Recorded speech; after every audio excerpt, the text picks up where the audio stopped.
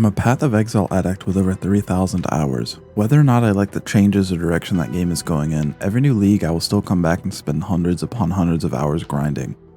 Last Epoch, in my opinion, is the much needed competition for the stale and barren ARPG market. While I don't think in its current state Last Epoch is a better, more fun to play game than something like Path of Exile, I think it's still a very enjoyable experience with great promise, especially considering it's still in early access.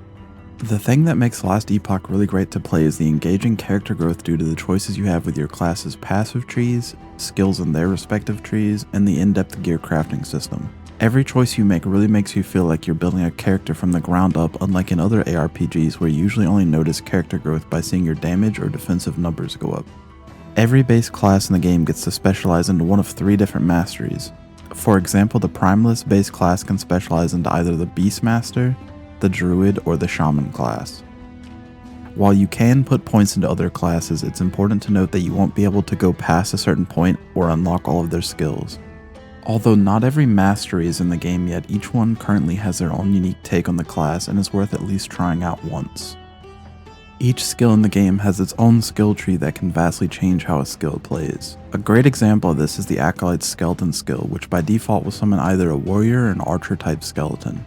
But you can make it also summon rogues, or you can take out a type from the pool and make it only summon archers, for example. The game has a limited number of skills per class, but each one can be completely different. It's all based on how you choose to specialize it. When it comes to crafting your gear, Last Epoch has probably one of the best and most friendly systems I've ever used. While the crafting is not completely lacking in RNG elements, it is extremely deterministic, so you can pretty much turn any piece of okay gear you pick up off the ground into something good and usable for your build. Speaking of gear that you pick up off the ground, the game has a super in-depth built-in loot filter, so you can pretty much hide or show any base or affix on an item that you want. The last thing I want to talk about is the endgame of Last Epoch.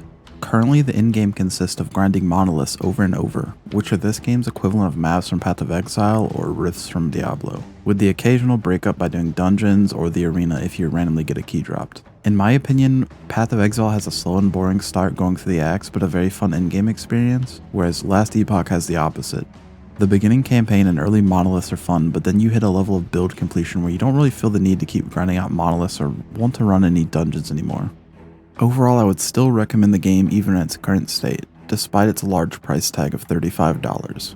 While the game is still incomplete, there's a lot of fun to be had here with very few bugs or problems. And with the game finally adding multiplayer very soon, it will hopefully mean there will be more substantial growth for the game in the near future. If you liked this style of short review and there are other games you'd like to see me review, let me know with a comment down below. Goodbye.